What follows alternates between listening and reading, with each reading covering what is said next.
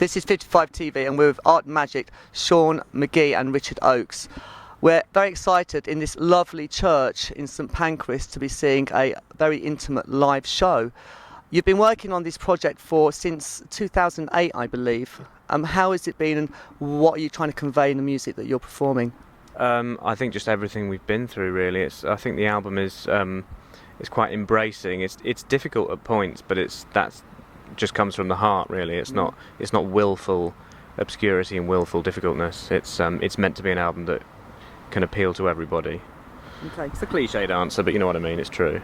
Well, you say it's difficult, pulling on emotional situations, or are you trying to experiment with the kind of sounds you're doing, and what is the difficult element? A bit of both, really. I mean, the actual subject matter of the songs entirely comes from Sean.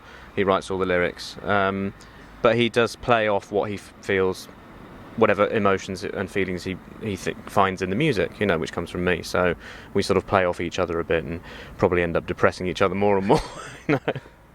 It sounds just like what I'd be used to. It sounds good fun, actually.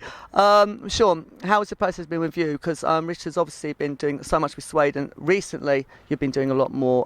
How is that working with Richard and combining two projects into something separate? Well, bear in mind I'm a producer and songwriter as well, so everything that I do with Richard has to be fitted in around his diary and around mine. So, I produced a couple of albums for a band called Tempo Shark. I produced an album for Andrew Montgomery, who's supporting us tonight, and I've been songwriting with people as well whilst we've been making this record. So, but I think most people have two jobs these days, especially in the music business. So you just do it. You just set your diary up and you work out when you can work, and then you make time for things and you just do it properly.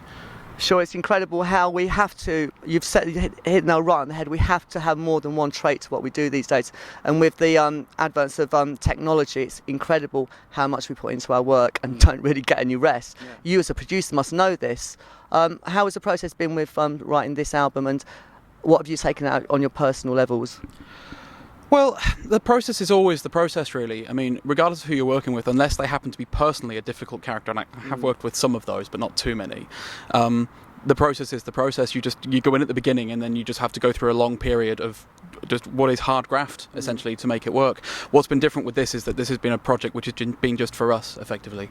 This is all personal songs, written by two people with something to say. It's not forced in any way. I'm a pop writer, that's what I do by nature, so I'm never going to make it difficult. I'm always going to have big hooks in there, try and have choruses, try and make it accessible to people. But the subject matter and everything has very much come from our own experiences, and it's drawn from life. So I suppose that's what makes it a bit different from some of the other things I might have done. Okay. This is the first time you've actually been in a band rather than just producing a band, yeah? Yes. So this is really new to you. You've been doing this in 2008, and what is the growth process in yourself, do you think, from actually being in a band rather than just producing? Oh, it's been huge. I mean, learning for one thing, I've been singing for years, but learning the transition from being a singer to be a performer, and then hopefully upwards next to diva has been quite good fun. I've learned a lot from it. I mean, there's something about when I spend my life in front of computers working on music, like everybody who works on music does now, they're sat in front of a screen the whole time. That makes the process of getting into a venue like this, somewhere small and intimate, and getting an audience who are really into it and delivering the songs to them eyeball to eyeball, that's the most important thing that I think I've taken from the process so far. I absolutely love that. There's something really special about the fact that it's something only me and Richard could have made, and here we are, the only people who can do it, and we're communicating it to these people who want to hear it, and that's the most special thing in the world, the fact you can write something that can touch someone you've never met. That's really exciting. I can't wait to see this in a very short period of time. You're still doing stuff with Suede. There's a new resurgence of the material and the old back catalogue. I mean, Suede, an incredible band from back in the 90s. How has it been working on two projects for you? It's a bit like spinning plates, is the standard answer I've been giving. Yeah, I mean, it's kind of they're two very different projects artistically, I believe. Is the most important difference between them. I think it's just a case of understanding exactly what it is you want from whatever project you're working on, and sort of giving, I don't sort of prioritise anything I do, really. Any song I write with somebody, I put 100% of myself into it, and Sean is the same. And I believe that what I've done with Artmagic is probably amongst the most focused work I've done in my career.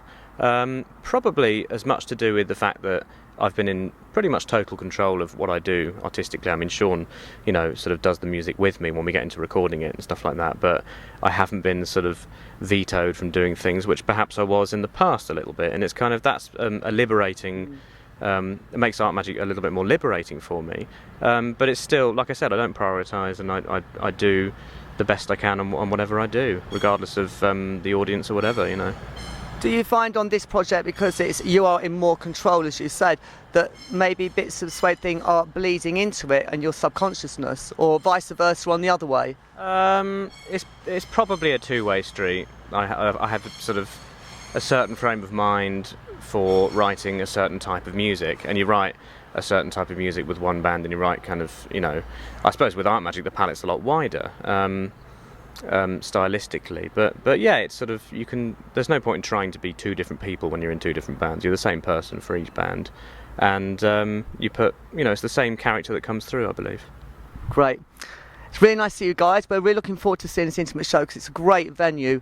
What are you going to be doing in the next 12 months, do you think? Oh, loads. Well, we've just released the first single, Forever and Negative, from the album. The album came out last week, so we're doing shows, and we've been doing in-store shows around that as well.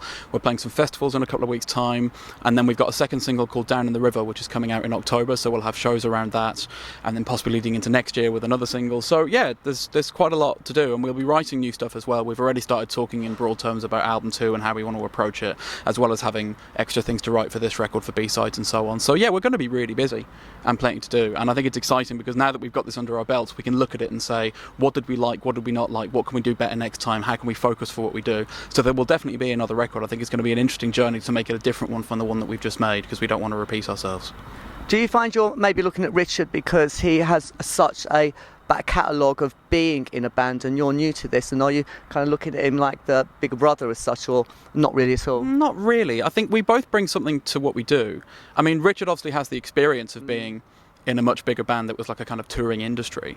But the bottom line is that, when you get in the studio and you write the songs together, that's where you've just got to be good at what you do. And we're both really good at what we do. And that's the bottom line. If one of us wasn't pulling their weight, you'd be able to tell.